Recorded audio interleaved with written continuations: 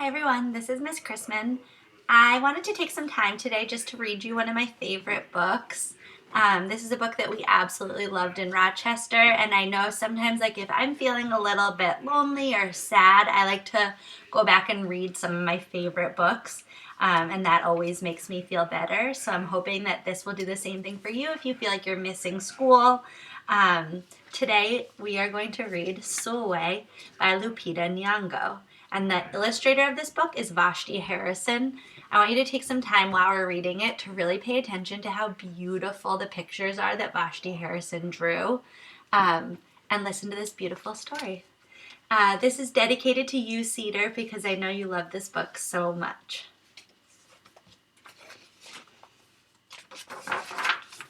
Sulwe.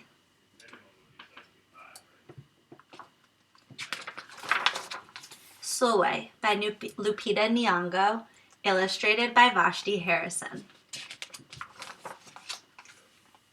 Sulwe was born the color of midnight. Look at that beautiful picture of Sulwe. She looked nothing like her family. Not even a little. Not even at all. Mama was the color of dawn. Baba was the color of dusk, and Mish, her sister, was the color of high noon. Hardly anyone at school looked like Sulwe either. People gave her sister Mish pet names like Sunshine and Ray and Beauty. People gave Sulwe names like Blackie and Darky and Night. Sulwe felt hurt every time. So she hid away while her sister made lots of friends.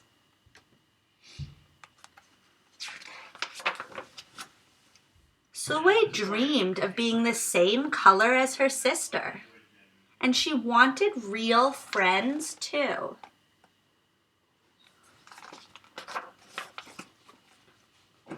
So she got the biggest eraser that she could find, and she tried to rub off a layer or two of her darkness.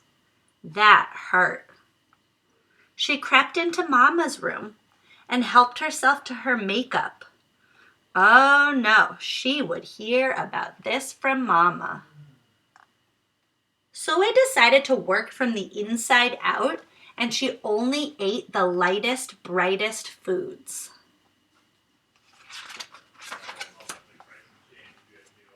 With a stomach ache, she went to bed early and turned to God for a miracle. Dear Lord, why do I look like midnight when my mother looks like dawn? Please make me as fair as the parents I'm from. I want to be beautiful, not just to pretend. I want to have daylight. I want to have friends. If you hear me, my Lord, and would like to comply, may I wake up as bright as the sun in the sky. Amen.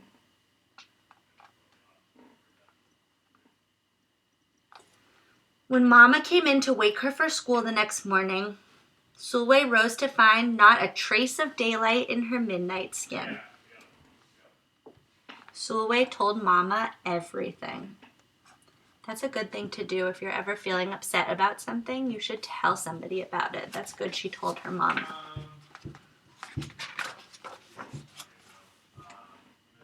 Mama asked, "What is your name?" "Sulwe," she muttered. "And what does it mean?" "Star," Sulwe whispered. Brightness is not in your skin, my love. Brightness is in who you are. As for beauty, Mama said, rubbing Sulwe's stomach the way she always did to comfort her, you are beautiful. Sulwe sighed. Well, you are beautiful to me, but you can't rely on what you look like to make you feel beautiful. Real beauty comes from your mind and your heart. It begins with how you see yourself, not how others see you. Now get up and out you go. How could she, as dark as she was, have brightness in her? How could she have beauty when no one but her mother seemed to see it? How could she be a star?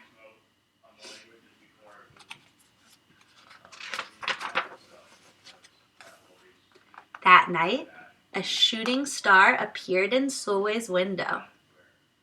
The night sent me, the star said. Come with me. Sulwe hopped onto the star, and off they went.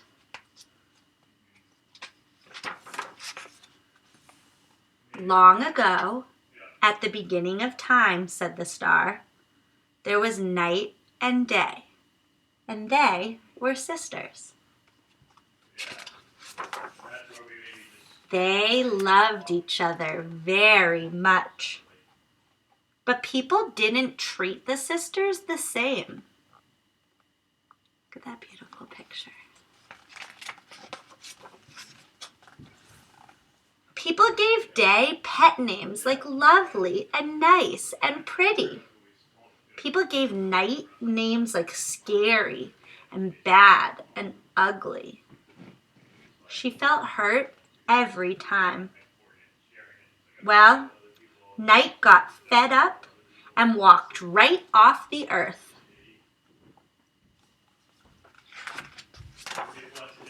Day stayed behind and enjoyed making everybody happy in the sun. But then, Day grew too long. Day began to really miss her sister, and so did everyone else. There had to be a way to get her back. Day set off to find Night. And she did. I miss you, said Day. I miss you too, said Night. But you don't know what it's like to be treated badly for being dark. You're right, I don't, Day replied. But what I do know is that we need you just the way you are. Come and see.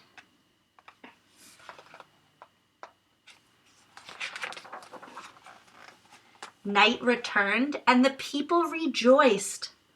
We need the darkest night to get the deepest rest. We need you so that we can grow and dream and keep our secrets to ourselves. The stars chimed in. Brightness isn't just for daylight. Light comes in all colors, and some light can only be seen in the dark. While day had a golden glow, with night, everything had a silver sheen, elegant and fine. Day told her sister, when you are darkest is when you are most beautiful. It's when you are most you. Could it be that night did not need to change? Not even a little? Not even at all? Now that night and day were back together, a little bit of night returned to day in the form of shadows, and a little bit of day returned to night in the form of moonlight. They were inseparable from that moment on, and promised to celebrate the brightness in each other, whether people chose to see it or not. You see, the star explained to Sulwe, we need them both on their sunniest day and their darkest night and every shade in between. Together, they make the world we know, light and dark, strong and beautiful. Sulwe rose the next morning beaming. There would be no hiding anymore. She belonged out in the world, dark and beautiful, bright and strong. And if she ever needed a reminder of her brightness, she could look up at the sky on the darkest night to see for herself.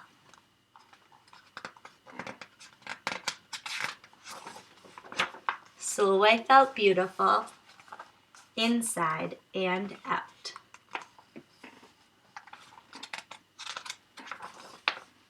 The end. And this is a picture of Lupita Nyong'o, the author of the book. And this is a picture of Vashti Harrison, the illustrator of the book. I want you to think about what you love about that book, and you can make a comment down below. And I'm going to put the Sulwe song in the description of this video so that now you can go and watch the Sulwe song because in Rochester it's one of our favorite songs. You'll see. Thanks for listening.